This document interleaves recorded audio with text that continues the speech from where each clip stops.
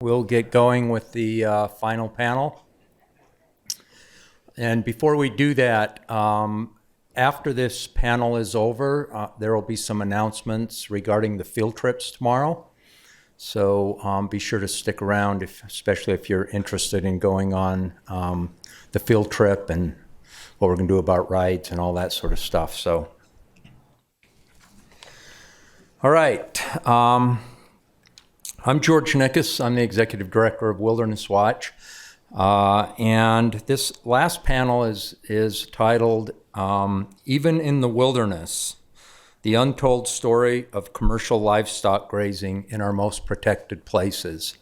And I think it's really indicative, if you will, about the role and influence of livestock grazing. When you think about, as a society, we made a decision more than 50 years ago that some places we were going to leave alone, that we were going to allow nature to reign, that humans weren't going to try to manage those ecosystems, if you will, that it was essentially nature's Bill of Rights.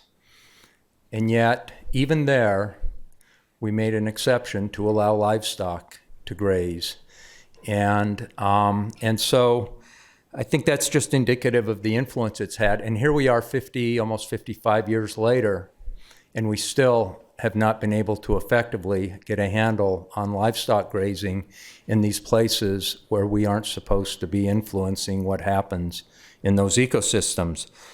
But our panelists today are going to talk about that and offer some perspectives on why that is, how that is, and things that we might do to change that. So I'm going to go ahead and introduce each of our panelists in the order that they're going to present, and then when that's over, we'll take questions. So our first presenter will be Dana Johnson.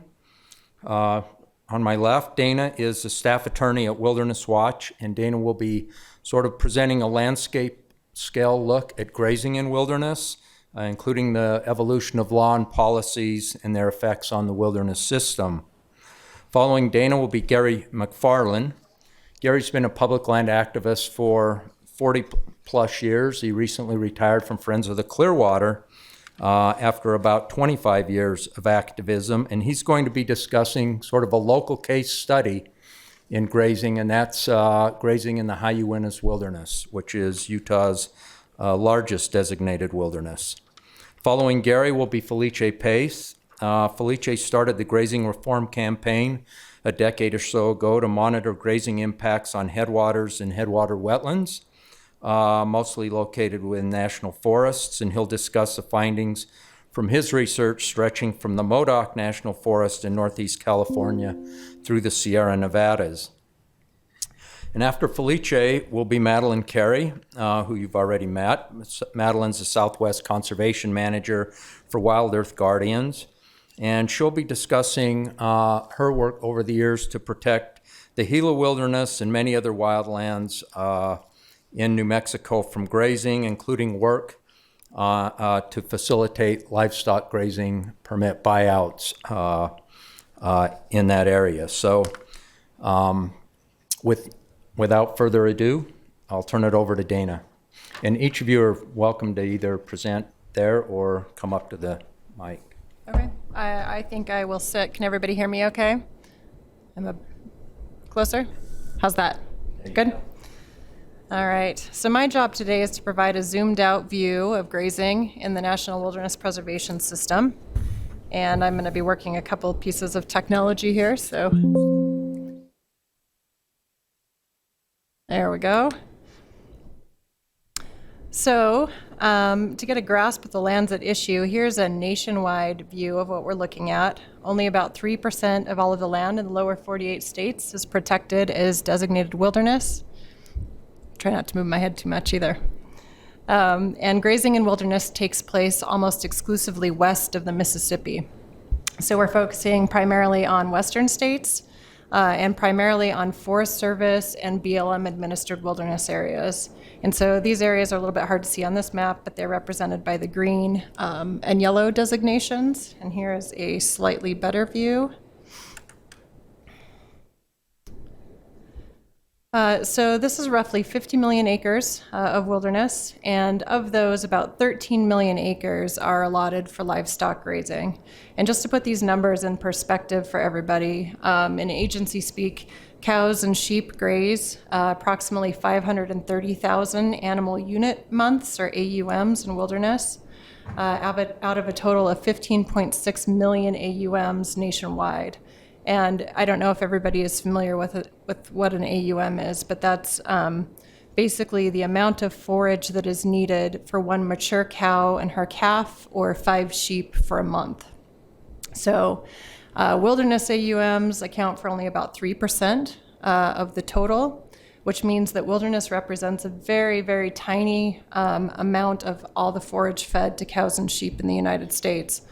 But the amount of harm that grazing does to wilderness and the wild animals who are finding increasingly scarce refuge there is significant.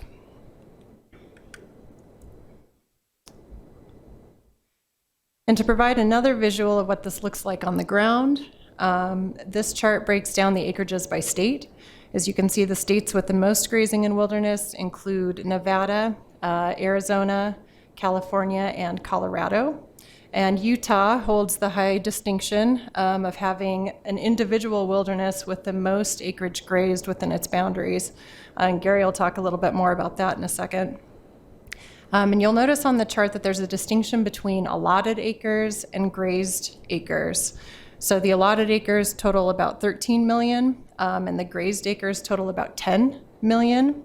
And this is because each allotment may not be grazed every year for various reasons, like voluntary non-use or drought, hypothetically, or in theory, or vacancy. And vacant allotments are really important in wilderness. They represent the bulk of the 3 million acres that are not actively grazed. And these areas don't have a permittee on the allotment, so there's no permitted issue. But there's nothing stopping the agencies from reissuing those permits in the future, so they're at risk of being grazed again. And a lot of these allotments have been vacant for decades, and so they have significantly recovered from the impacts of past livestock grazing. And as we know, a lot of these areas provide essential core habitat for a lot of species that really don't mix well with cows and sheep. And so these vacant allotments in wilderness are really kind of the low-hanging fruit for permanent closure. And I'll give you an example here of why permanent closure is so important. So this is an example of vacant allotments that the Forest Service is trying to reopen to grazing right now. The map on the left there shows the Elk Ridge allotments in and around the Grovant Wilderness, and this is in the Upper Green River Valley of Wyoming. They were grazed by domestic sheep until 2016, when the permit holders received a very substantial amount of money to retire these sheep allotment permits. And the assumption at the time was that these areas would not be grazed again. They would be permanently closed to livestock grazing. And I don't know if you all are familiar with the Upper Green, but it's this really spectacular wild landscape. It's part of the greater Yellowstone ecosystem. It's a major wildlife migration area. Lots of grizzly bears live in the area. And unfortunately, this area is also notorious for cow and sheep conflicts with grizzly bears and other wildlife. I think I was looking at this map, thinking that grizzly bears probably look at livestock grazing as the DoorDash of the wild world. I don't know who would pass up having some mutton delivered to their doorstep, but if you look at the map on the right here, each of those circles represents a conflict between cows and sheep and grizzlies, and that's since 2010. And these are in allotments that are adjacent to the vacant allotments there on the left.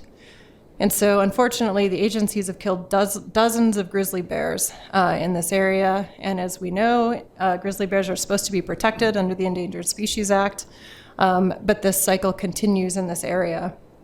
And so, part of the reason for the buyout back in 2016 was to reduce conflicts with grizzlies. So now, here we are 6 years later, the Forest Service is proposing to reopen these vacant allotments now to cows.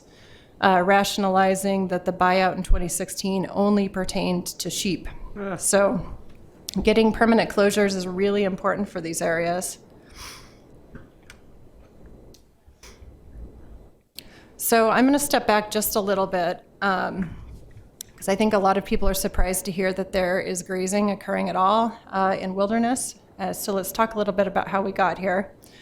The Wilderness Act of all of our federal environmental statutes is the most protective. It was passed in 1964 in response to, I believe, what our keynote speaker called the big acceleration. It was passed to ensure that an increasing population, back in the 50s and the 60s with all of its technological advances and growing mechanization, didn't modify every inch of land on this planet, leaving no areas for protection in their natural condition. So this was an attempt in the 1960s at some restraint. And listening to the talks yesterday, and I was going through my own presentation this morning, and it struck me how rigged the game is from the get-go. Hearing the language that we are forced to use, talking about animal unit months, talking about non-essential experimental populations, talking about stocking levels, it's no wonder that we can't gain any ground. And so I think part of the reason for that is our land management statutes are born out of this mindset, and they're born out of this language. Most have multiple use mandates, where the administering agency has to juggle various competing uses of the land. A lot of these are very consumptive and extractive and commercial uses. And somebody mentioned the rights of nature yesterday, and I very much believe that that's a direction that we need to head. Right now, the closest thing that we have for a federal statute in that regard is the Wilderness Act. Unlike the other multiple use statutes that are out there right now, the Wilderness Act's purpose is the preservation of wilderness character. And so the Wilderness Act defines wilderness as an area where man and his own works dominate, or in contrast to areas where man and his own works dominate the landscape. And instead, wilderness is an area where the earth and its community of life are untrammeled by man and where natural processes dictate conditions on the ground. And so these are areas where they were statutorily removed from the usual agency discretion and numbers game that we deal with in other places. And so to preserve wilderness character, the Act prohibits various things. It prohibits commercial enterprise, it prohibits roads, motor vehicles, equipment, aircraft, and structures. And if we don't have the tools of industrialization at our disposal, it's a lot harder to muck things up, or at least we do it at a much slower pace than we would otherwise. The first draft of the Wilderness Act back in '56 also prohibited grazing. So grazing is a commercial enterprise. It's often associated with things like roads and development and predator killing. And as we would increasingly see over the years, it's also associated with a lot of motorized use, people driving trucks and ATVs into the area and using heavy equipment to maintain all of the development that usually comes along with cows being on the land. So very much not in line with the goals of the Wilderness Act. But nonetheless, as we know, the livestock industry and the livestock story in the United States has a lot of political sway. And so the provision prohibiting grazing was cut from the final version of the Act. And this is what we got. This is a special provision that said the grazing of livestock shall be permitted to continue subject to reasonable regulations deemed necessary by the Secretary. So that's it.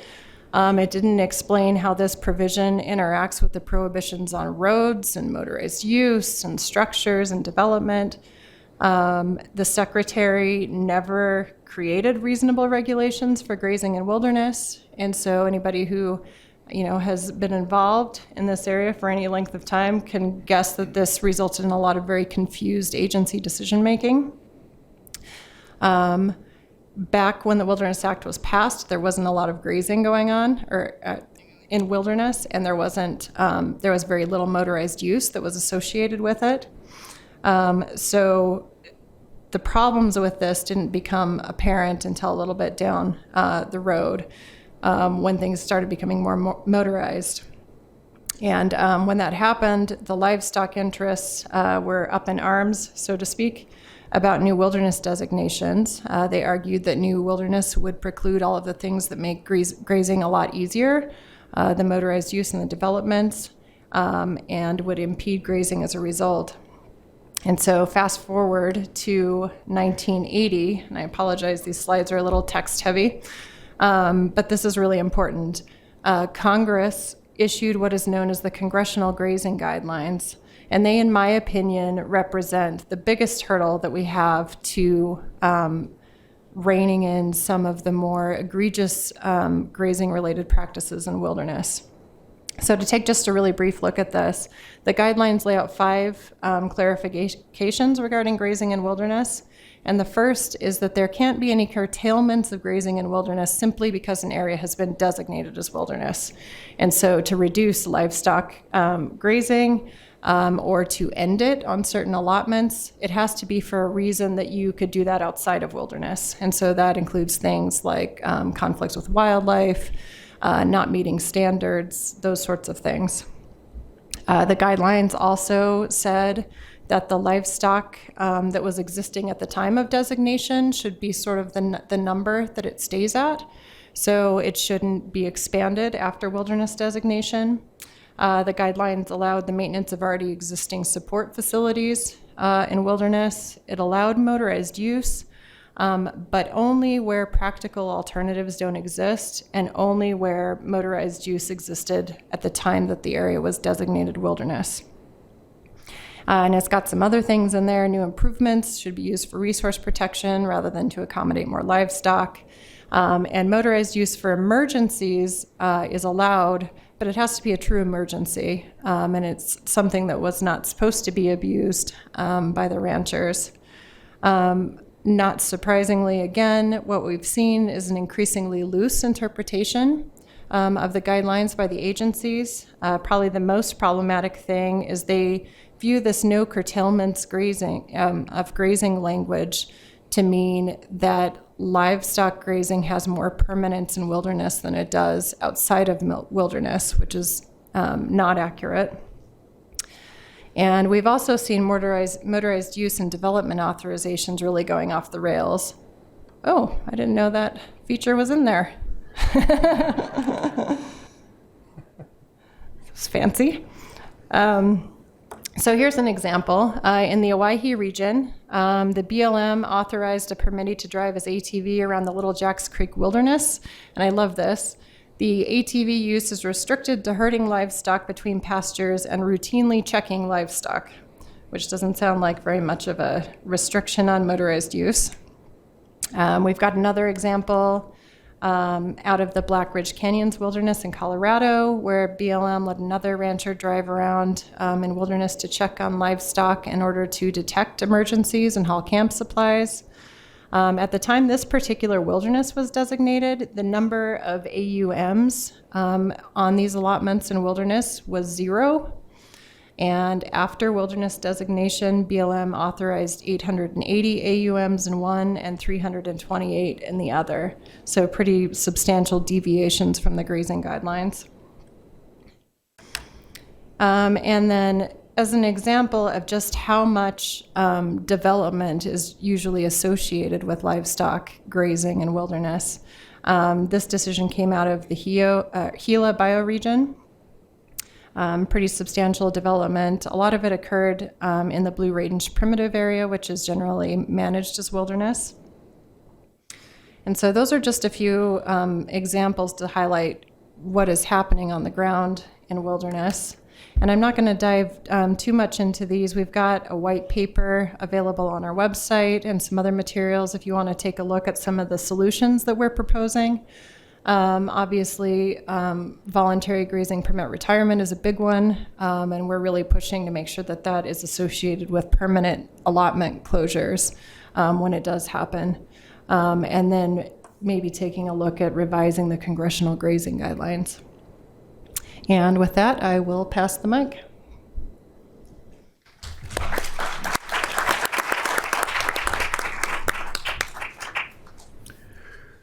Okay, can someone do the magic. It looks like Brett is.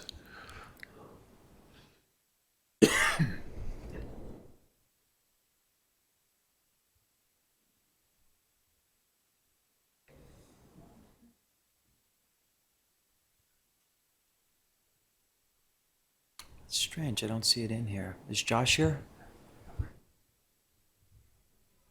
Josh, do we have Gary's PowerPoint in this folder? Didn't you load it up? Gary changed No. it. Oh, Josh. Yeah. You don't Maybe see it's it? on the, I don't see it in the June 2nd. Okay. When? Only made the boot camp the first night. Might be under high units. I'm sorry. Did it get uploaded to the Google Drive? You uploaded it. I did it. Oh, right. We did it. Yeah. So where'd it go? Sorry, folks. High units is called, I think, high units grazing. The technology continues to confound us. It's been pretty good. We've had pretty good success. It shouldn't Oh, be that there, hard. Gary McFarland, right? Yeah, but Or that's not it. That's the old Let's one, see, right? is it the old one? Let's see. Let's get the. I guess they're having that's trouble the old finding one. it. Maybe the Okay. new one. Find the new one. Allison. Arg. There. Oh, did you look in there too? Maybe we just put it in the wrong place. Okay. I'm going to take this time to share information about the field trip, and I'm making eye contact with Allison so she can tell me anything that I don't say. But we're meeting at the Crystal Inn at 7 a.m. There, I used this grazing PowerPoint. It We'll was be there the whole rolling time. by 7:30, so I would recommend people shoot for like 7:50. And we're just gonna make the line of cars that people are gonna get into, and then the line of people that are gonna get into cars, and there's gonna be no sign-up process, and there'll just be a car, and when it's your turn, you get into it, and you make new friends. All right, Can we get a show of hands of who is not going to be there tomorrow morning? sorry. Okay, keep them up. Keep them up. 1, 2, 3, 4, 5, 6,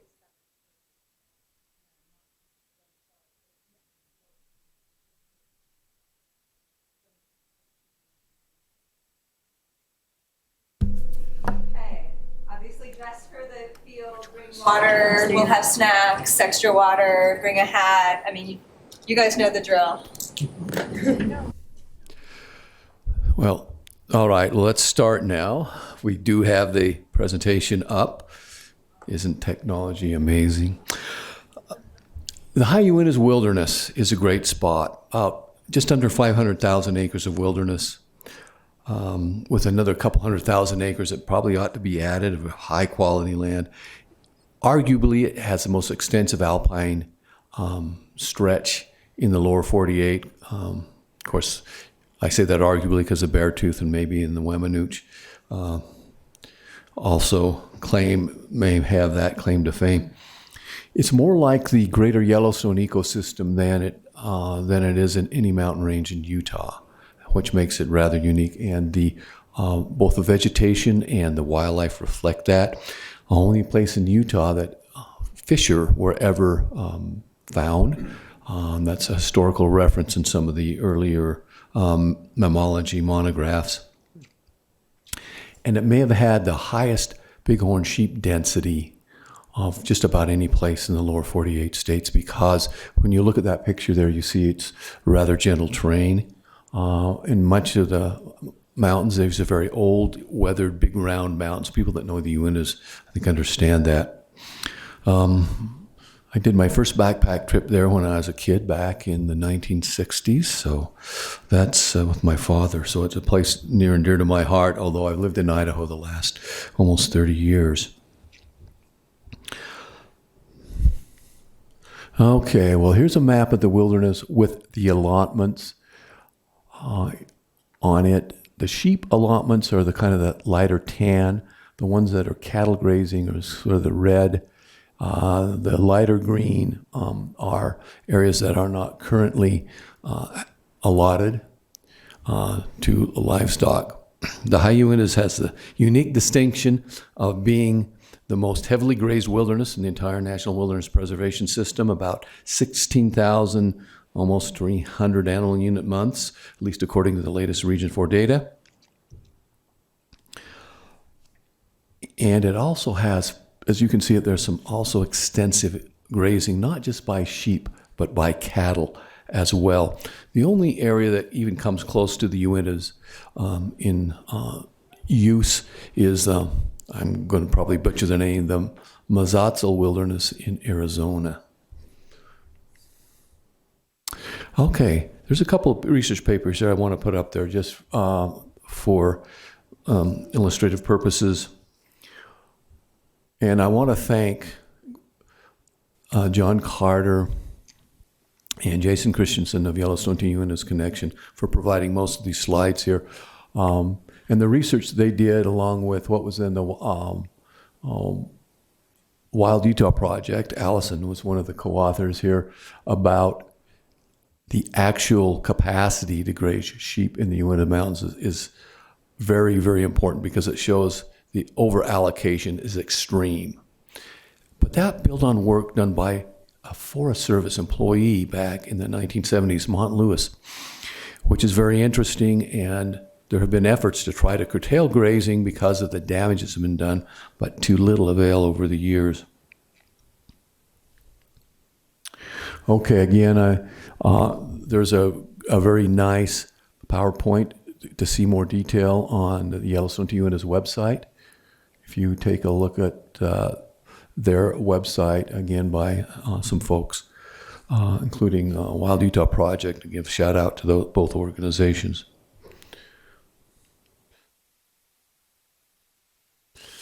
All right, well, East Fork of Blacks Fork, heavily grazed areas by domestic sheep and considerable erosion. There's two really big problems: the erosion from the high elevation sheep grazing and the sheep driveways, which are basically deserts. They only have certain grass species. All the forbs are completely gone on their sacrifice zones. Again, this is showing some extensive damage and sediment scouring. You don't expect this kind of riparian damage from sheep grazing, but because it occurs in the headwaters. But there's research that dates back to the 70s that shows that, yes, sheep do have effects on riparian areas as well, from the Sawtooth Mountains in Idaho, where incidentally there's no grazing, at least in the wilderness now. You can contrast that with some areas that are not grazed and haven't been grazed for about 30 years or more. And here's some from another PowerPoint that can be found on the Yellowstone to Uintas Connection. Some more recent. 30 years of rest and no rests.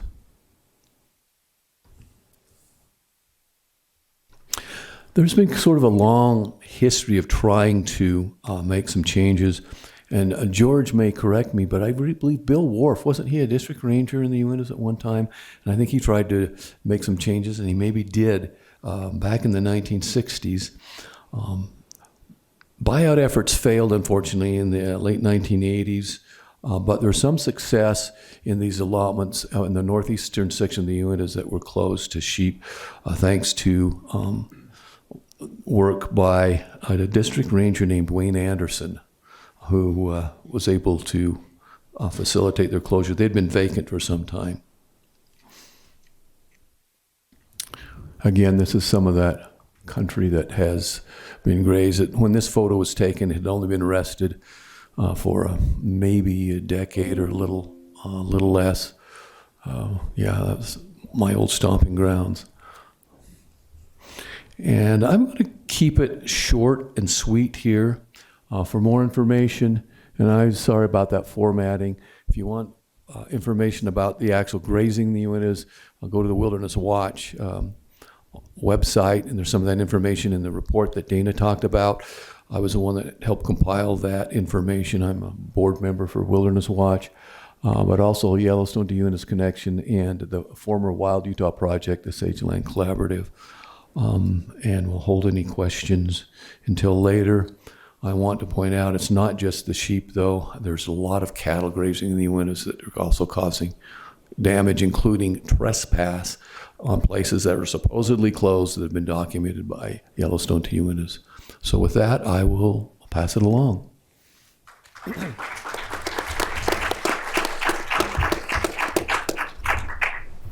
You're up. You can pass down the.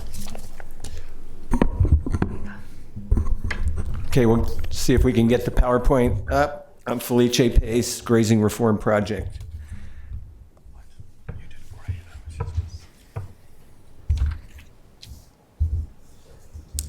Okay, there we go. Okay, there we go. Whoops, disappeared.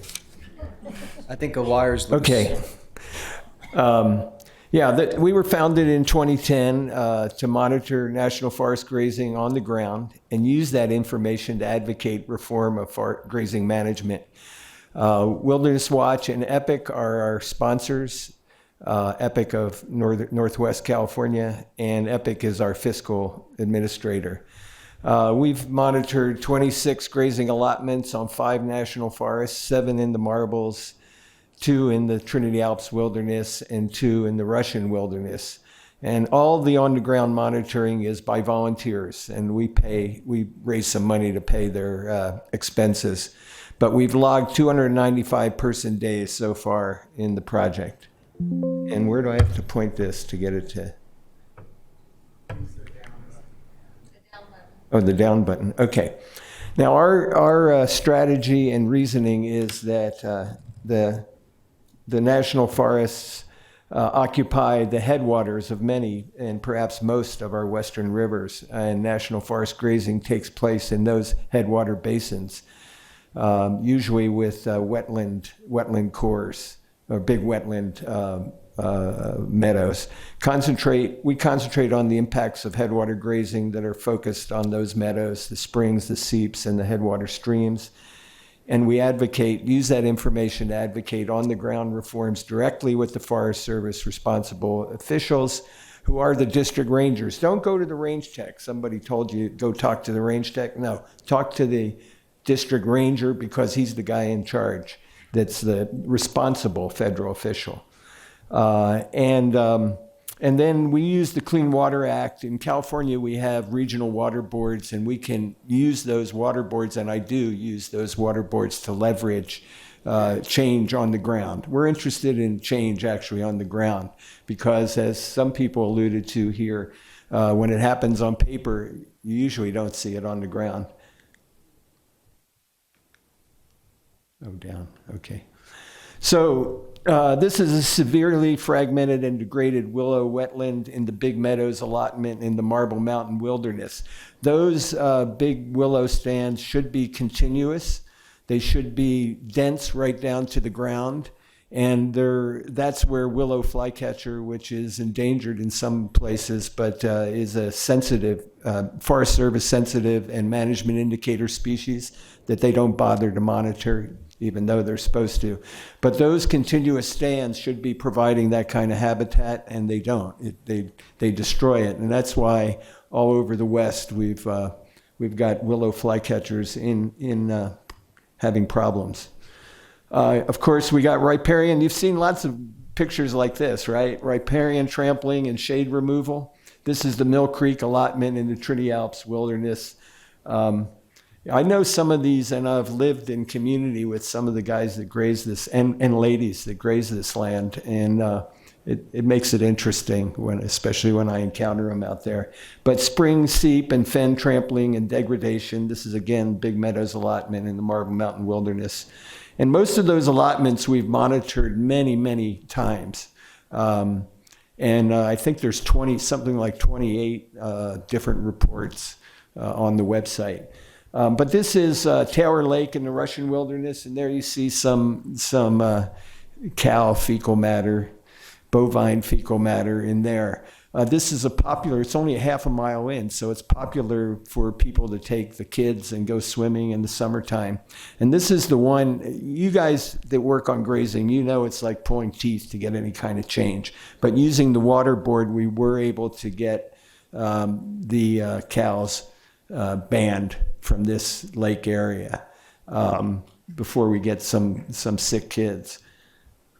But that's like, that's like years of work to get one little area. And this is the main thing I wanted to talk about today. But this is Forest Service data from the length of Eastern California, from the bottom of the Sierra, all the allotments up through the Modoc National Forest to the Oregon border. And this is from, the data is long-term vegetation transects set up for Clean Water Act compliance with the state of California. And then this is the paper that presents it.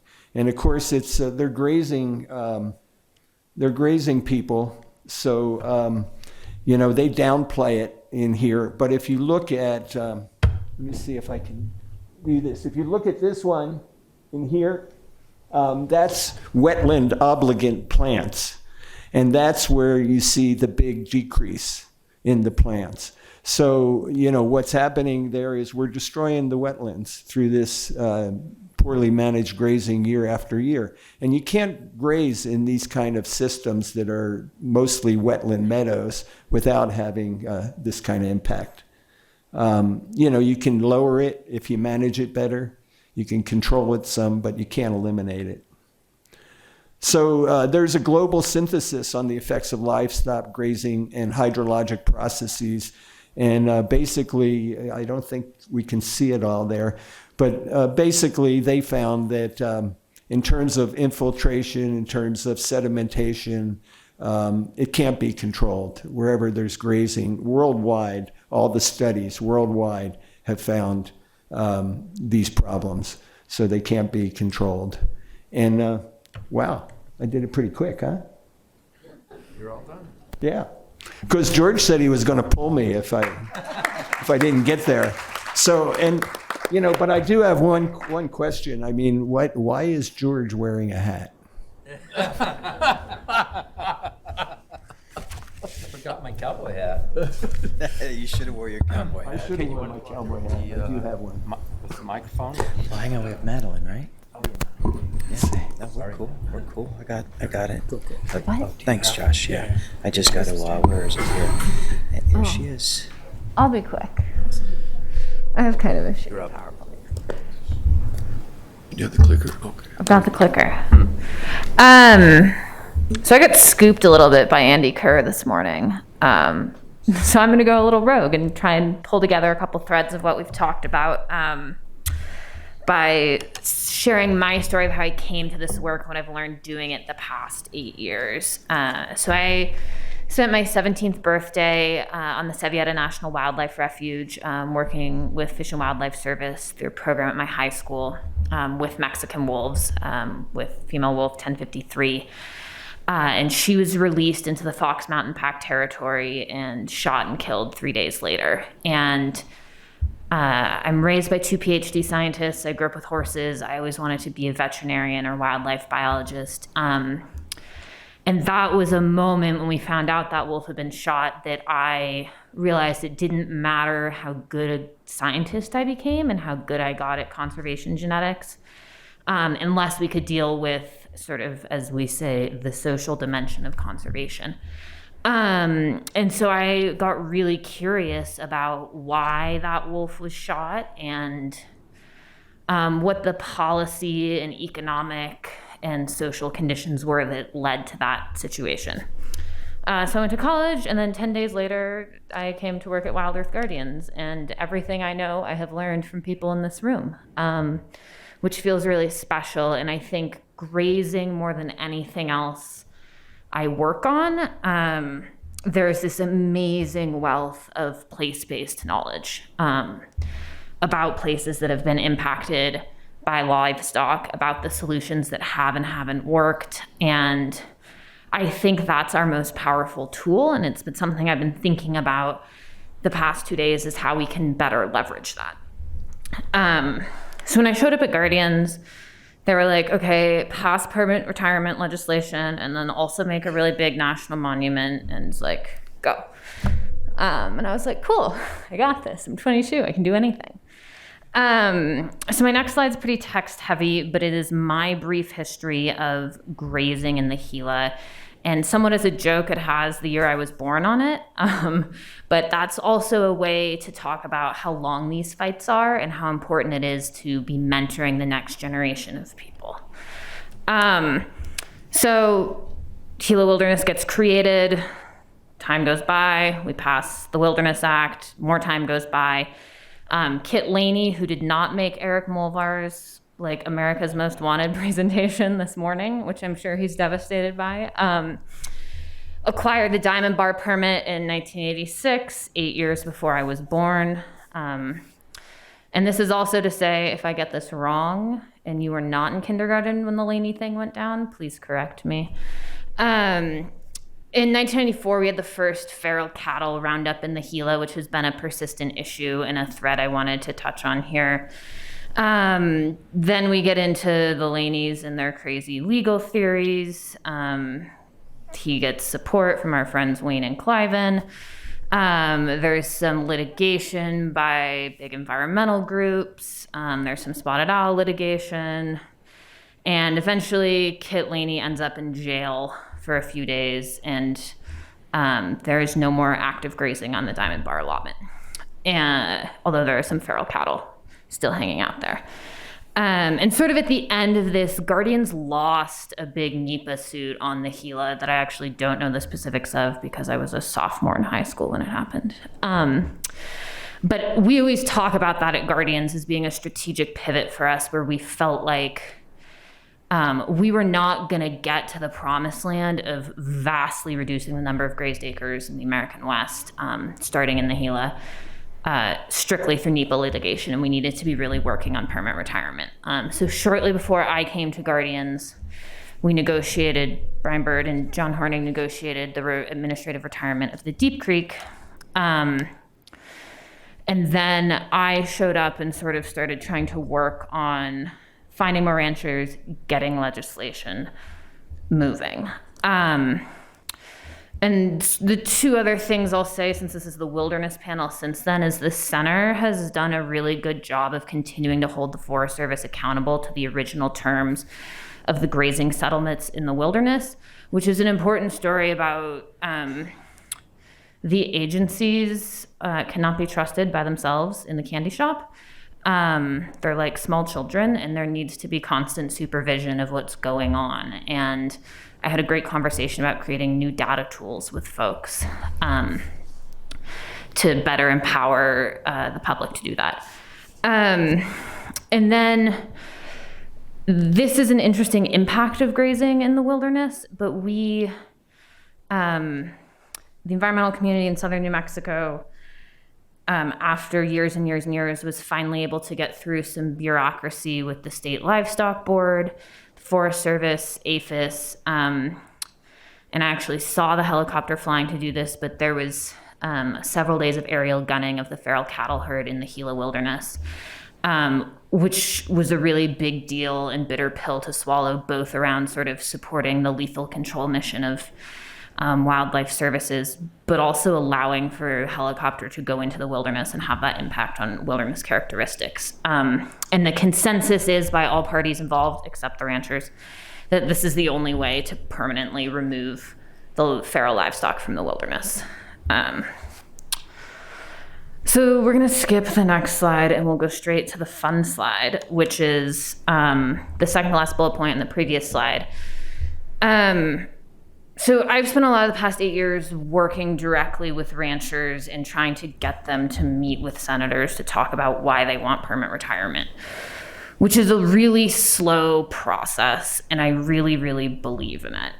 And so this is the entirety of the Wildlife Livestock Conflict Resolution Act, which has a hearing in Senate ENR on Tuesday.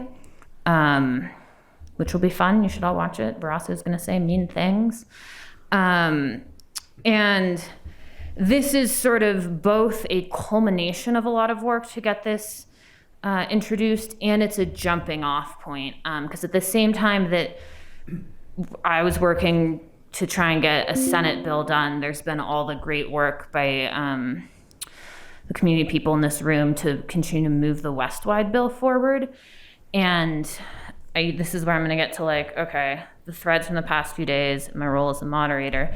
I got really lucky of walking into a landscape that had had high grazing conflict, intense, successful litigation for the most part, and having a few rancher contacts already going.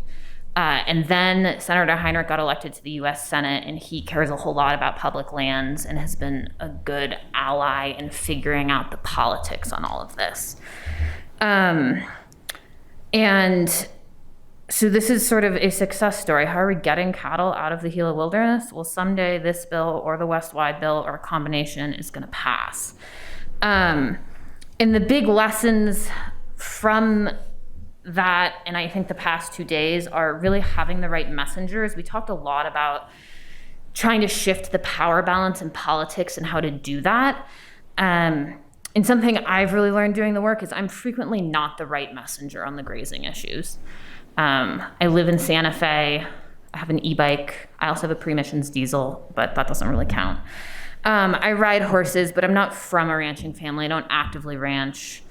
I generally vote for Democrats in elections. And the most credible messengers are the ranchers themselves and sportsmen's partners. And we've been really strategic about who talks about permanent retirement to elected officials and who talks to the media. And I think something that I want to do a better job of, and I challenge all of us to do a better job of, is take the collective wisdom in this room and really resource our good messengers when we find them. And the other thing so my next thing I wrote down that I wanted to pull from the past few days by talking about my permanent retirement work is, I think we have an opportunity to work on a lot of high leverage, high impact solutions that are really community led. And there's the saying, right? All politics is local. And in the West, we're stuck in this dynamic of constitutional sheriffs and county commissions. And then really needing to rely on the few really good Western Dem senators to do stuff. And the more we can build local communities and really use the model of community organizing that has made the broader climate justice movement much more successful, I think the more successful we'll be. And along with that, I think there's some clarity around the anti-white supremacy nature of grazing work, and that we can message around that and embrace it. And there's a huge opportunity to build a broader coalition when we get really explicit about what we talked about in the panel this morning about extremism and its ties to Western land use and grazing, and how that's deeply embedded in the large cultural moment that we're in that's really about colonialism and white supremacy. And I think starting to view our work not just as environmentalism, but really engaging in that broader narrative, and that permanent retirement is this really quite radical notion, and ending grazing on public lands is really this radical act of anti-colonialism, anti-white supremacy work. Greta's clapping for me. So that's my work. Those are my thoughts on the past few days. And I think to wrap it up, I just want to express my gratitude to everybody, because I learned a lot the past few days, and that's my favorite part of my job, is learning from all of the people here. So we'll do questions. George, can I add something short before we go to questions? I was so in a hurry. I didn't emphasize the main point I wanted to make, and that's that you remember that we're losing those wetlands at the headwaters in all our national forests. And at a time when climate change is diminishing water supplies and stream flows all over the West and all over the world for that matter, grazing livestock in wilderness headwater wetlands makes no sense. The costs in terms of water supply and stream flow just so outweigh any benefits to the local economy, the individual rancher. And I think that's got to be our message. People are tuned into climate change, and we've got to talk about the water. That's how we can turn this thing around in terms of public education, is talking about the water. And I hope we can talk about that more during the strategy session. Thanks, George. All right. Well, thank you very much, all the panelists. And let's open it up to questions and comments from the audience. I see one here.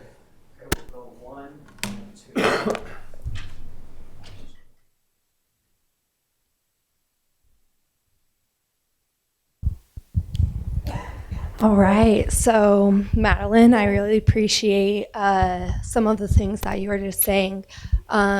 So I'm young in my career, and I've worked with ranchers that I've seen really care about the land and really manage their land well from what I've seen. So what you were saying, talking about having a messenger that can relate to ranching communities, can relate to taking care of the land properly, following best management practices, I think is really important. And something that I think it's also important for us to remember is that I think it's easy to kind of demonize managers of the agency, but a lot of managers are in the work that we do because we care about the land, we care about proper best management practices. And so being able to relate to managers and collaborate, because a lot of the time managers are how you can connect to higher up politics or higher up change within agency, is a way that I see we can make it to change.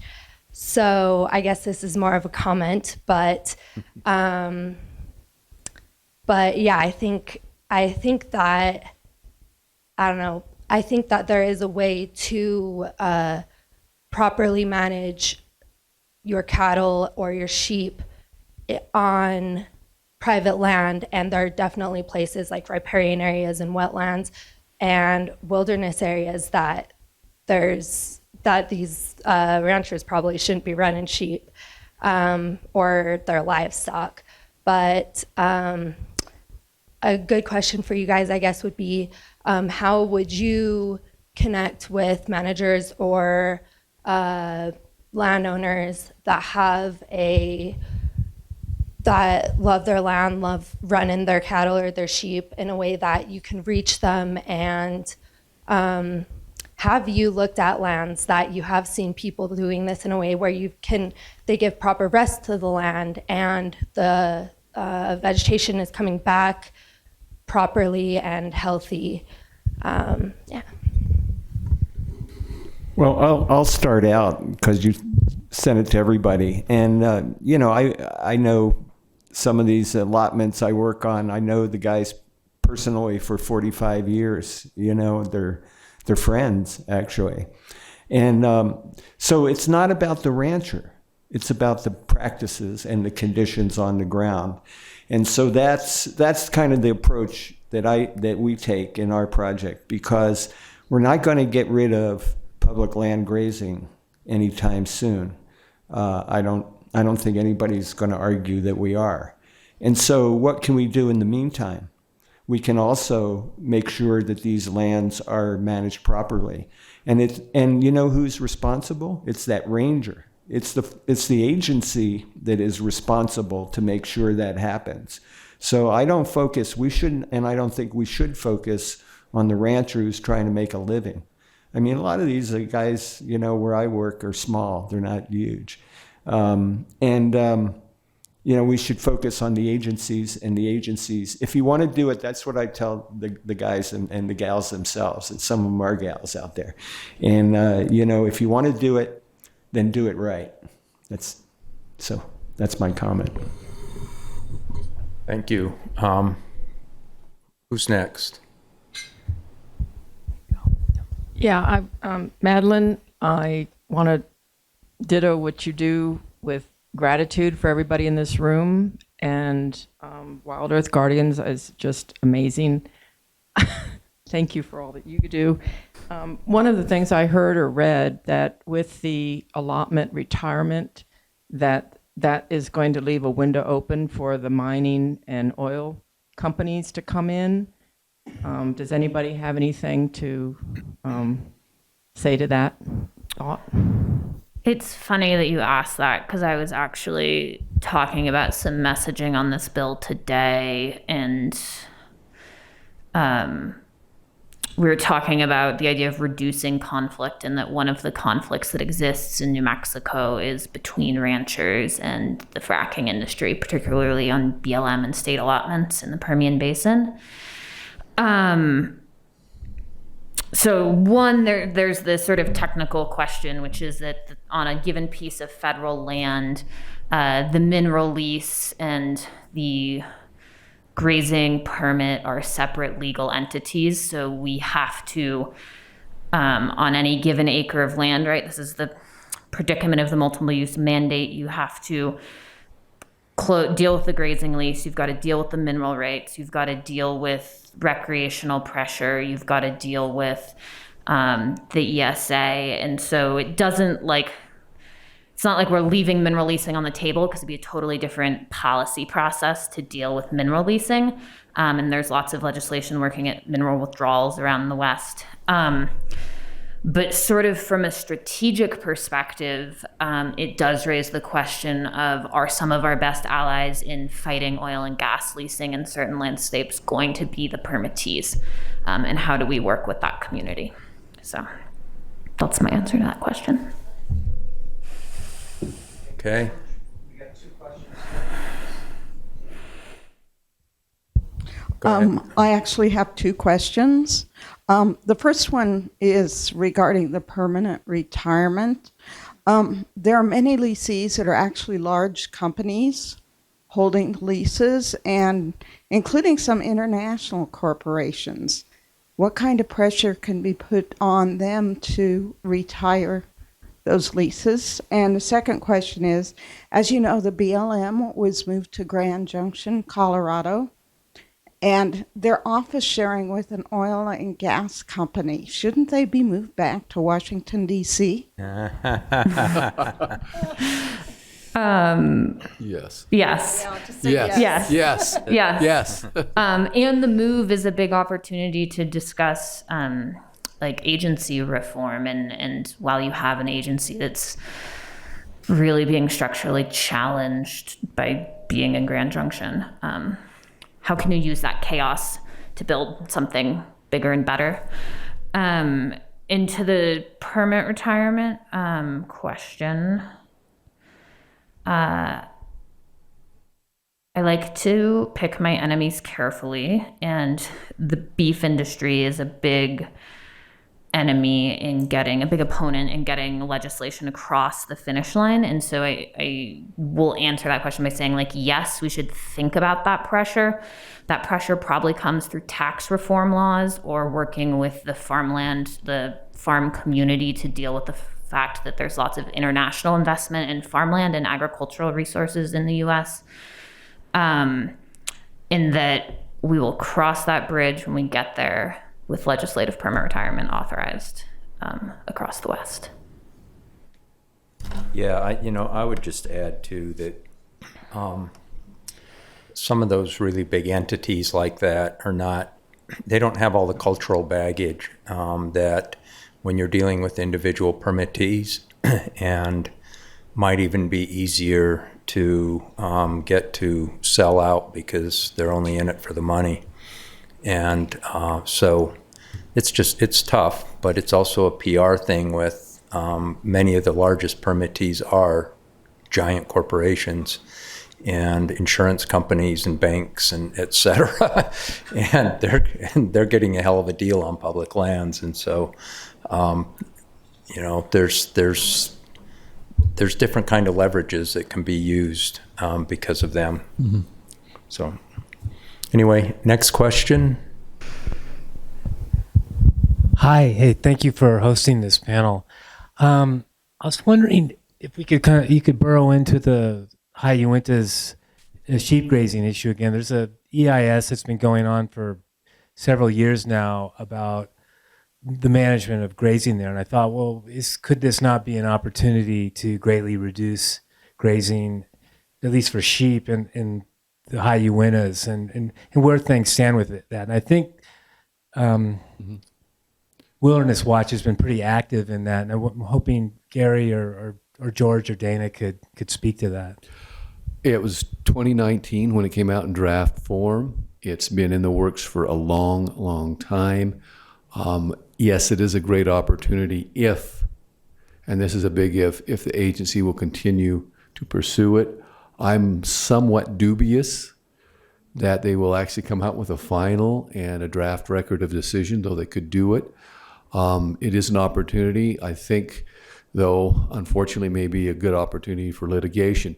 There's some unique problems in the Uintas with the sheep grazing, as you know, because the ranchers are all from Wyoming and the Uintas are in Utah. They take their sheep and then they drive them and herd them up from Wyoming. Sometimes they'll truck them near the border, but because some of the Wasatch Cache Uinta National Forest has a little extension there in southwest Wyoming, and then they come over the top and they graze in some on the south slope and a lot of the north slope. So that's become a strange political issue. I think there might be an opportunity if there are some, and I've been out of Utah for now about 30 years, even though I'm a native to the place, some progressive thinking, maybe, I don't know, members of the U.S., of the state House or the state Senate that might be like the Uintas and might want to see something different, and it won't be, those people won't be their constituents who are the ranchers, so I don't know. Certainly, I remember seeing a state senator from southwest Wyoming sitting across the table when I was working with George Nickus at Utah Wilderness Association. We're trying to get a handle on grazing up there back in the 1980s, and it was, there's political pressure there. We tried. We weren't very successful, but I think the EIS, if it comes out, represents an opportunity, and I think there may be an opportunity to work with any local representatives in Summit County. You're not mentioning, which is the whole sheep-on-sheep contact thing and the precedent in Idaho? Oh, yes. Well, yeah, we can get into that. The sheep-on-sheep, bighorn sheep, the Uintas, one of the victories we did have, bighorn sheep were reintroduced to a portion of the Uintas. There was a herd that was there near Flaming Gorge, but one was put up near Hoop Lake back in the late 1980s because of the 3 allotments that were retired in the northeastern end of the wilderness. And my understanding is now some of those sheep actually do migrate up into the high country. That's a big issue, and we may have, there's an opportunity there for litigation if they come with the right decision, because in Idaho, sheep allotments had to be closed because of the threat they presented to bighorn sheep. Disease. It's disease transmission. Yes. Yeah. I guess I should get into the weeds. I'm maybe assuming something people don't know. Yes, they transmit disease, and mainly it's a form of pneumonia. The high Uintas at one time had 1 million sheep grazing in that country, and probably at the turn of the previous century, and over time, the Forest Service did close a number of allotments, and you saw that on the map that Gary put up there. But there's still a number of sheep allotments that are grazed, and so they're doing an environmental impact statement, and they did a bighorn domestic sheep analysis, and since then, the Forest Service has said, well, we're going to do a supplemental EIS. And a lot of that is delay, and a lot of that is because citizens poked so many holes in the original EIS, which was designed to continue to facilitate domestic sheep grazing up there. So they're trying to cover their butts, I guess you would say. But it's a very important issue. It's a very important place. As Gary pointed out, one of the most heavily grazed wildernesses in the system. And it's a place that has such tremendous potential for wildlife. Bighorn sheep are just one species, but to eliminate all the predator control that's associated with the domestic sheep up there and the cattle in the lower country would also be very important. So spectacular country, and it's an issue to watch. And, you know, we'll all be trying to alert folks when opportunities for public input arise. So just one thing on this is that we need allies. And I'd be looking into Uintas, the high country, who gets their water up there, what cities and towns, and trying to recruit them as allies in terms of grassroots kind of organizing. Okay. Yeah, I've spent a lot of my time working on wildland fire, and whenever I'm thinking about grazing, I'm also thinking about fire. And right now, that's a big issue. I come from northern New Mexico, and right now we've been dealing with the biggest forest fire in New Mexico history. The question I have and the issue I want to raise for everybody here as a big red flag is that I'm starting to see a lot of people talking about grazing as a solution for, as a fuel treatment, a pre-fire fuel treatment. And if you know the history of the Southern Rockies, the reason that we have these high severity fire problems is largely caused by severe overgrazing that started in the late 1800s and went into the early 1900s. So we're going right back around the thing that largely caused one of the things that caused the disruption of the fire cycles was livestock grazing. So anyway, I'm concerned that we're seeing this again, and a lot of progressive people who don't know as much as many people in this room do about ecology are thinking that grazing may be a great way to reduce the severity of fires. And anyway, the science obviously goes in the opposite direction. But I'm just curious if you folks up there have been hearing this also and have been responding to it. Yes, we've been hearing it a lot, and it's it's understandable. It's the beef industry, trying to justify and respond, and we have to be out there in the media too to counter that kind of thing. But I believe, and afterwards, if you get my email from me, I think there's a couple of studies I've seen. I can't recall the specifics of them, but that kind of debunked that idea. And one of the reasons is because the cattle have preferred areas. And, 40 to 80% of their time, there's a little bit of data out there in riparian areas and wetlands. So, that's not going to control the fire, because the fire stops when it gets to those moist meadows anyway. Even very severe fires, they just stop dead. It's amazing what you see out there. Yeah, I think our governor in New Mexico is one of the people who has come out saying we need to be using livestock to reduce fire risk. I think part of it is really being on working with the agencies when we're talking about implementing all the money that was in the infrastructure bill around reducing risk, to have the fine fuels conversation and talk about the importance of fine fuels. And then, since we all also do a lot of work other than grazing, I think also having the wildfire message dialed and talking about, the widespread application of cattle to the landscape over the past 200 years, being one of the things that's driving the current fire crisis. And just continuing to say that in the media, when we're meeting with elected officials, in all of our comments to the agencies. And I mostly litigate, so I just wanted to add that perspective to this conversation too. And if you're somebody who has expertise in some of these areas, especially in fire ecology, or some of the other issues that we're talking about, and you're a member of some of the organizations in here, when we're submitting comments and appeals on a lot of these issues, it's nice to get that perspective in the record. And when we get to litigation, we can also file declarations from our members if they have some expertise in that area to help us really flesh out those issues for the court as well. So don't be shy about getting involved if you have that expertise. Thank you, Dana.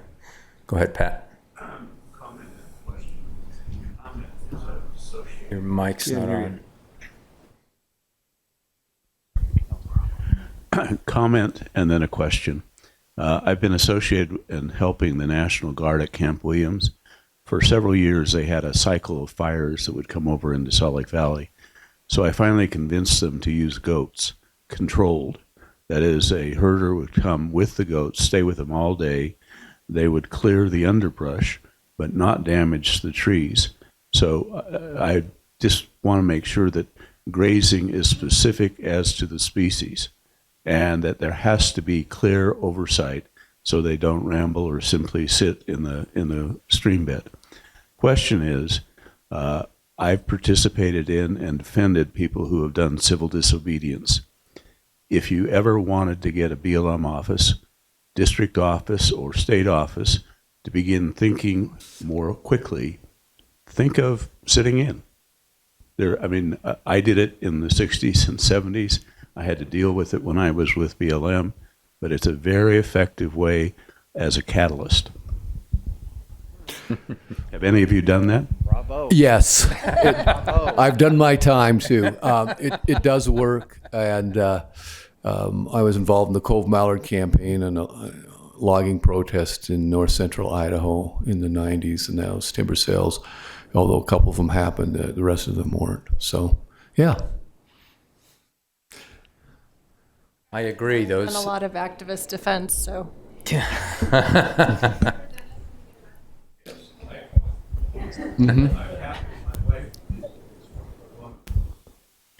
So we should have Dana speak, since she works with an organization that defends people that do that all the time.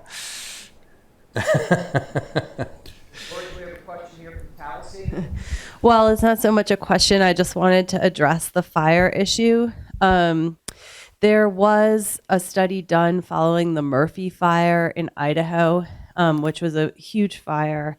And essentially, Karen Lunchbaugh, who is not known for her anti-livestock biases in any way, shape, or form, which is a charitable way of putting it, she did a study and concluded that grazing at a landscape level to any extent that would have any effect on fire behavior under severe weather conditions would cause extreme ecological damage.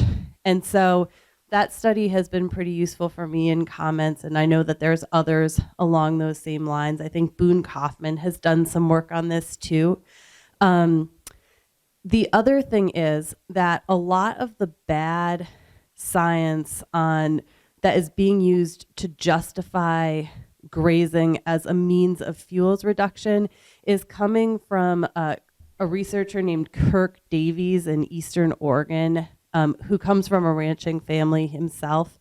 And the reason I wanted to bring this up and why I'm commenting instead of asking a question, which I apologize for in advance, is that I think that something we need to focus on as well is just the proliferation of really bad science and the lack of, or a sort of lack of really good opposing science.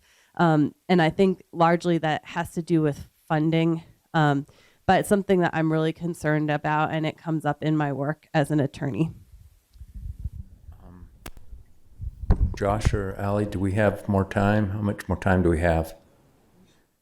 Should we? I was going to actually recommend that I think people are game. If it's okay to suggest, I feel kind of bad that some of our discussion sections got shortened for various reasons over the last 2 days, and some people who had questions for some of the other panelists didn't get to ask them. And I can't help but note we still have Rob Davies. I see Pat Shea. I think Bob is still here. Mary, can we take a few minutes if there's questions people didn't get to ask the other panelists? And my other thing I'll say is we are suddenly bringing up a lot of really good literature. Tallahassee, I don't know if you read the response that Dr. John Carter and I did to one of those Davies articles that was promoting, grazing. We have a PDF portal on the website for this conference that we loaded with some, key papers in advance. But I see there's many more we need to add, and I'm happy to field those. I already have a list, and I recommend people go visit the portal after the fact to get a lot of these papers we're talking about, and then I imagine we'll funnel them to the our Healthy Public Lands, website in a library or something.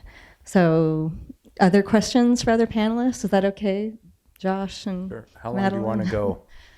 I don't know, 4:15? Okay. Fire away. Playing catch up. Yeah, right. Yeah, is it working? Yeah, this is a catch-up question, but I just want to say how great this conference was, and particularly this discussion was a really lively one after this panel. My question is, we've heard several times about how we have to build more alliances, move beyond the choir, reach out to different groups, and go forward. And so my question is, what would it take to have wild horse and burro advocates considered as allies? We have the same agenda as 95% of the people, and maybe all the people at this conference. We are up against the same theology, and that is that scapegoating wild horses and burros for rangeland damage and for ecological damage is the status quo in the BLM. Not only that, but there's all kinds of gaslighting, that they are reproducing like rabbits, that there's no effective fertility control, vaccines that can be used where they might need to be,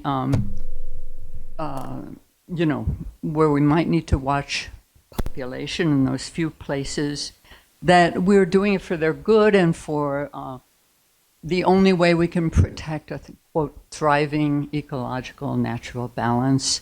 And all the opposite is true. There are now 50,000 wild horses and burros in holding. The BLM can't afford to even keep them. There are disease outbreaks that you never see on the range. They are rounded up,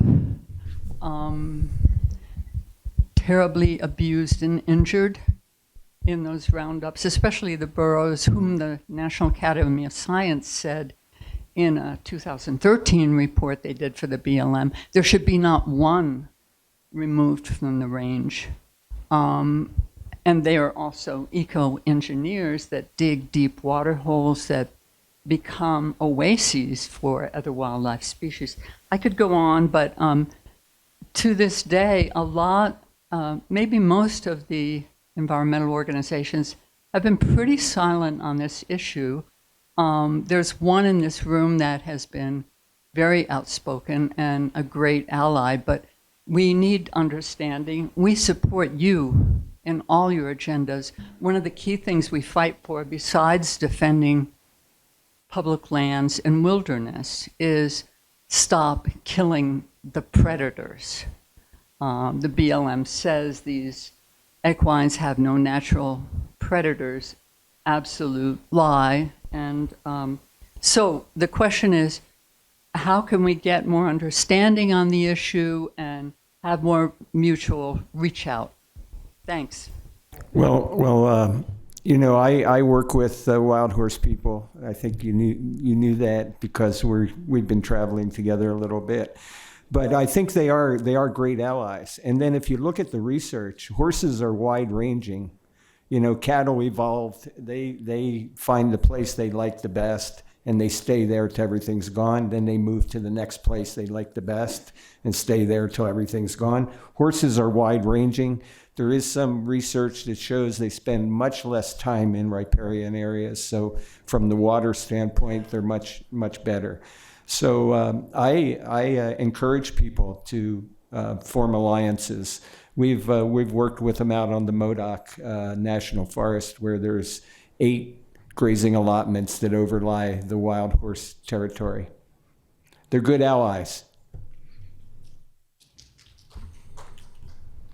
Who else? Any more questions? There we go.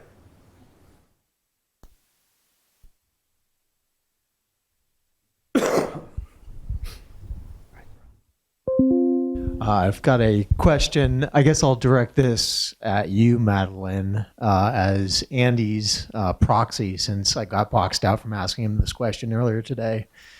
He mentioned acquiescing to Barrasso's request for extending leases from 10 years to 20 years. And I just don't know any better as a layperson if that affects the value in terms of a buyout. In my work, I think about a buyout being depending on the difference between market value and what the in-place lease is, and then the term. So I would think that extending the lease term from 10 to 20 years would actually increase the cost of buying out some of these leases if that's an effective tool. That is a great question. I was really nervous because Andy knows a lot more than me, but I know the answer to this one. So how we have priced retirements is based on animal unit months, which is a number in public lands grazing that is identified through the allotment management plan, which is essentially, it's an animal unit month is in theory how much grass a cow would eat over a month. And so we pay based on how many AUMs the permit is authorized for. And that number is sort of time independent because it's already a time-based unit. So going from 10 to 20 years wouldn't impact pricing.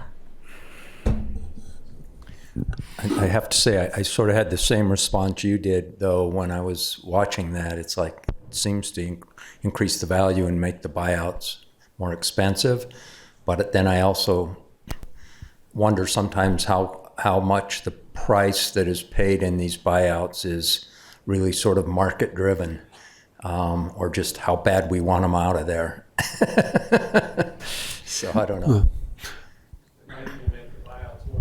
Yeah, going back to my old range appraisal days, time wasn't necessarily a factor. It was subtracting the difference between fair market value and the fee paid, and divided by some capitalization amount to come up with what it was. So there are various ways now, and it's been years since I've looked at that kind of research, but there are various ways now to look at how these permits are quote unquote valued, even though technically they are not a right. So, but I don't think any of them involve time, although, let's see, there was some research done, who was it? Out of New Mexico, I think, that looked at different ways to value them. And Madeline would probably know more about that. Yeah, there's a big NMSU paper I can get up to the website, conference website, that talks about it.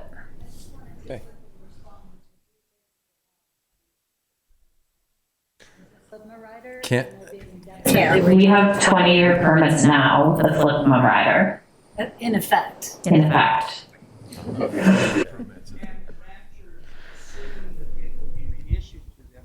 Think they've got it in 20 years and in 30 years and in 40 years. Right, and you did make that point that in practice these things are in perpetuity because they just get renewed. Mm-hmm. Okay, go ahead. What are the chances of changing the animal unit month? When that system was set up, the average steer weighed 650, 600 pounds. Now the darn things are well over 1,000 pounds. So, they practically double what they're eating. We can offer amendments to a counterpart to the Bad Barrasso bill, which is dealing with all sorts of things like that. There's also an opportunity for an administrative act petition, which has been on a back burner for a long time in the activist groups. And if anybody wants to help revise the AUM measurement, we would be happy to have volunteers. Yeah, I'd like to just add a piece to that too. You know, we can talk about AUMs and you know how much the cows weigh, but the truth is that it's the forage on the ground that needs to be reassessed more than anything else. Like, we mostly have calculations that those AUMs are based on that stem from the 1960s and earlier. The vast majority of those forage allocations were done then, and the land has nowhere near the amount of grass and forage for livestock that it did when those AUMs were authorized. So what we really need is a wholesale accounting of what's on the land, and then also to look at how much could ever be allocated to livestock and still support all the rest of the biodiversity that we need to support on the landscape. And so, and a number of our panelists kind of addressed that, you know, like what goes to livestock, what goes to everything else. But the truth is, most of it's gone for all of those things. And we still have AUM calculations that are based on the idea that there's, you know, a wet climate that supports a lot more forage than is actually out there. So I agree we need to look at the weight of livestock, and maybe for other reasons, because they trample more when they weigh more, and they compact more when they weigh more.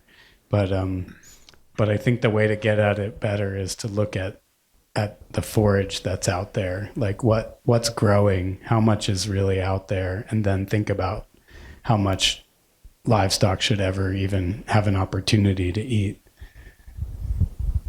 A good example is the paper that I put up there that Allison and Dr. John Carter and others put together that shows the extreme.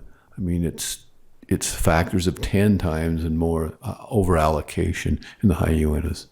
And also that you can do representative samples of on-the-ground sampling of actual forage biomass, and then train it with a remote sensing technology to use, you know, aerial imagery to actually come up with a reliable calculation of pounds per acre of forage, is what we demonstrated in that study. Mary had a comment. Oh.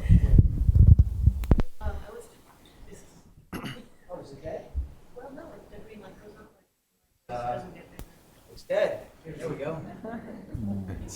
Yes, talk too much. Thank you. We've killed the mics. So the thing that I was going to just respond to what Josh was saying, we absolutely need to know how much forage is out there, but the agent, and we have pointed that out many, many times to the agency on the ground and in comments, and they to a person say that they don't need that. It's okay that there's less forage out there now, and they don't know what the AUMs are because they do a stock and monitor every year. So they go out, they see how much forage is out there, and then they, with the permittee, and then they decide, okay, you know, this is how much there is, and you know, if the utilization is okay, then we're doing fine. We don't have to know how much there is. One really big problem with that is that completely cuts the public out of the process. It's just it's a conversation, an opaque, non-transparent conversation between two people, both of whom are not disinterested in the outcome of that. The ranchers have a financial interest. They also have a cultural and social interest in maintaining and maximizing grazing. And the BLM person often also has a sociocultural interest in maintaining grazing and a political interest in not losing their job. So it's a completely not adequate way. It's not an adequate response, the response they make. I don't know how to attack it, though. I think it's on already. Okay. Something that's been, I've never been a fan of thinking about capacity for ungulates.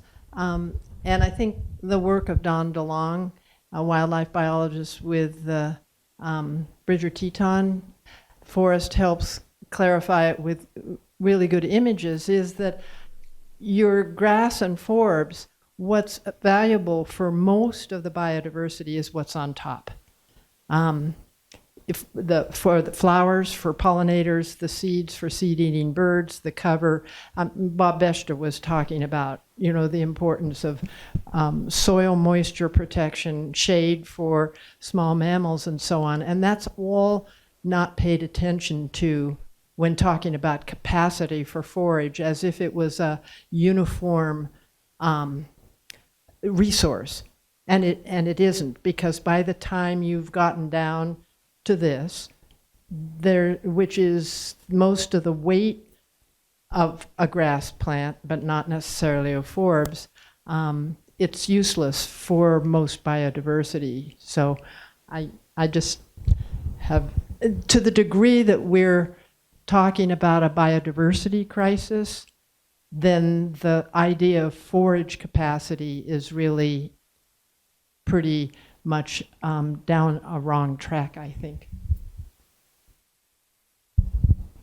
Yeah, great comment. And the pollinator people, by the way, are good allies. You should ally with them because they have a lot of passion. With Maddie's approval, I'll put up on the webpage a thing we've created here at the University of Utah called the dashboard, and we're using it to grade the watersheds in the central Wasatch. And what it does is it correlates the health of different flora and fauna, so you can identify those that are invasive, those that need to be regulated better, and those that need to be protected. Yeah, one thing, that slide I showed from the research, on the ground research, those long-term vegetation transects, it shows that we're not getting rid of the non-natives. We're maintaining them out there with the grazing, those non-native plants. I think one of the challenges we have is, as a lot of folks have pointed out over the past couple days and before, of course, is that it's really hard, if not impossible, to appropriately graze these public lands. And so we're all trying to figure out how to pound that square peg into the round hole. And we're all trying to figure out different ways to do that and better ways to do that. And I really think about it in terms of wilderness when we were working on, how would we revise the congressional grazing guidelines so that grazing would be less impactful to wilderness. It's just so hard to do because, again, it's anathema to wilderness that we would be putting domestic livestock out there. And so we just find ourselves in this very difficult place. And I think it gets back to issues like permit buyouts and some of the other things where I think we really have to work very hard to eliminate livestock grazing where we can, because trying to regulate it is extremely difficult. Barry Commoner once said the only environmental problems we've really solved are the ones we've banned, and he used things like lead in gasoline as an example. If we were still trying to regulate how much lead was in gasoline, we'd still have way more people dying of lead poisoning. And so sometimes we get so hung up in these sort of regulatory or academic approaches or whatever to these issues and lose sight of what we really need to do. Well, George, I agree with you. I also think we could chew, how do they say it, chew gum and talk at the same time or whatever it is. I think we could do both things, and actually if we, to the extent that we make it harder, make these guys manage it better, that's going to provide the incentive for the buyouts that you're gonna find the money for. Yeah. And so we're really, both sides are working together and really empower each other, I think. Both approaches, I should say. Go ahead. Great. Well, we've had quite a lot of conversation over the last 2 days, and I'm glad we got this extra time to have more time to hear different questions and perspectives as well. This is a learning experience for me for sure, and tried to organize a conference and make sure everything runs on time and we have enough time. And we tried to build in lots of space for the audience to participate. And so if we didn't get quite enough in that regard, we'll learn from that. And the next time around, we'll certainly try harder to make sure that we can incorporate more of your feedback and your questions and your thoughts into these discussions, because we're not going to get anywhere if it's just people talking at each other. We need to talk with each other and share ideas. And that was why we did this, right? If we just wanted to talk at you, we would have all been on the Zoom screen. So we're here in person because we want to really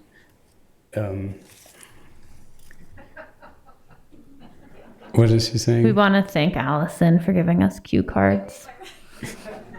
Got it. I see it now. Thank you. I didn't put my glasses on, so I couldn't actually read it. So Allison lets me know that we'll send a post-conference survey. So you will also be able to give your feedback. With all that said, we're not done. We're done for today, but we have this great field trip tomorrow. I know many of you are not able to make that, but for those of you that can come to the field trip, we'll have a lot of time to talk, both in the vehicle that you're sharing with whomever you're riding with, and then out there in the field as we're actually looking on the ground and seeing these things we've been talking about. So really looking forward to going out onto our public lands with everybody and taking a walk around and hearing different perspectives and getting different ideas from everybody out there, and kind of just seeing up close and personal what the land is telling us and trying to learn from that. If I can sum up my thoughts for the last 2 days, it's that we need an all hands on deck approach to deal with all of these crises that we're facing on our public lands, globally, in our relationships with one another, in our relationships to the natural world. There's so much to do, right? And while we've talked a lot about the problems and the issues and the things that are wrong, I hope that we've also really spent enough time talking about the things that we can continue to do to make it better, and how we might take steps forward to work together, and why that matters and why it's important. And if we gain anything out of this experience, it's that we will be energizing more people to just start some work to better our future, our collective future, humans and all the other living things and all the non-living things that we need to be working to protect and learn how to live with. So I hope people will share this experience with others that couldn't come. We have a recording of all of this. We'll be releasing the footage later after we, edit it to some extent. Hopefully we'll even maybe get a film together. So if folks have that experience and are interested in helping us produce a somewhat of a documentary about this conference and about these issues, I think we've got a lot that we can do with that. So please let me know if that's a skill you have or money you have. Honestly, it costs a lot of money for that. This is a coalition effort, right? Like, we're the Healthy Public Lands Project, and we're going to keep doing this work. When this conference is over, we're still going to have conference calls every month and have subgroups that are working on things all the time, and creating policy documents and working on permit retirement and working on wilderness grazing and working on wildlife issues and predators and every one of those things. So if you're interested in being involved in that day-to-day work on public lands grazing in particular, any aspect of it, the more the merrier. Please reach out, let me know. We have a listserv we can add you to, and get involved. So that and hopefully, if everybody agrees, we'll do this again next year. Maybe here, maybe somewhere else. But we'd like to keep this momentum going, and keep the issues front and center so that we can really get some things done and make some changes. So with that, thank you to everybody. Thank you so much for coming, for being a part of this experience.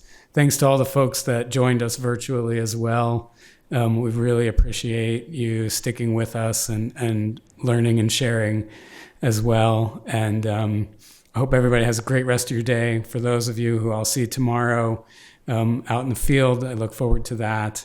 And everybody, please have safe travels to wherever you might be headed. Thank you. And before you go, I want to say that there were a lot of people involved in making this event happen, but there were two people in particular that need to be recognized and get a round of applause, and that's Allison Jones and Josh Osher. They did most of the work. Thank you. Thank you. Thanks, George.